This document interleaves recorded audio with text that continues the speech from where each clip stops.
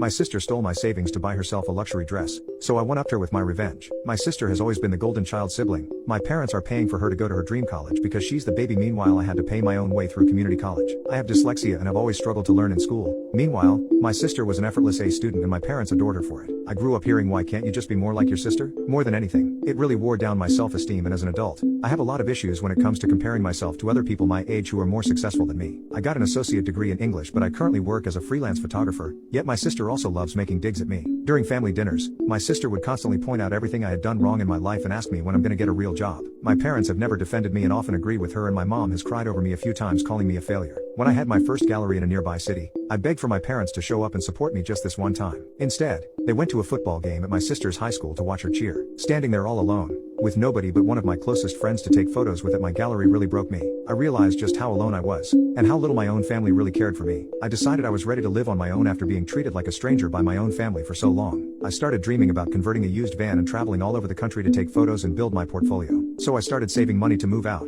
My parents never gave me a cent, but of course bought my sister a bright pink Jeep Wrangler for her 16th birthday. I asked my sister for short rides here and there, but she would refuse and laugh in my face every time until I just gave up. Whatever, I was only a couple of weeks away from meeting my goal and being able to buy my van. I had been serving along with taking cash-only photo gigs, so I had a couple thousand in cash stored in my room at my parents' house for a while. I mostly kept to myself while I was still with my parents, but one night I overheard my sister throwing an ear-blasting tantrum and screaming at my parents. I cracked my door to listen and understood that she had asked my parents for a designer prom dress, and they told her she couldn't afford it since they were paying off her Jeep. I admit it made me cackle to hear them say no to her for once, but I heard my mom crying in the kitchen after my sister finally slammed the door to her room. I forgot about the fight until a few weeks later when my sister posted her prom photos. I was confused to see my sister in an Oscar de la Renta designer dress, but I just figured my idiot parents must have taken out a loan or something just for her. Well, when I got home that night and went to add my tips to my growing money stash, everything was missing. Someone had come into my room and taken every dollar out of my stash. Even the random coins in my room were gone. My family had literally taken every cent I had. I immediately marched into my sister's room to confront her. I asked her if she had taken my money to buy her dress. I guess she was just desensitized from a lifetime of my parents taking from me just so she had everything she wanted.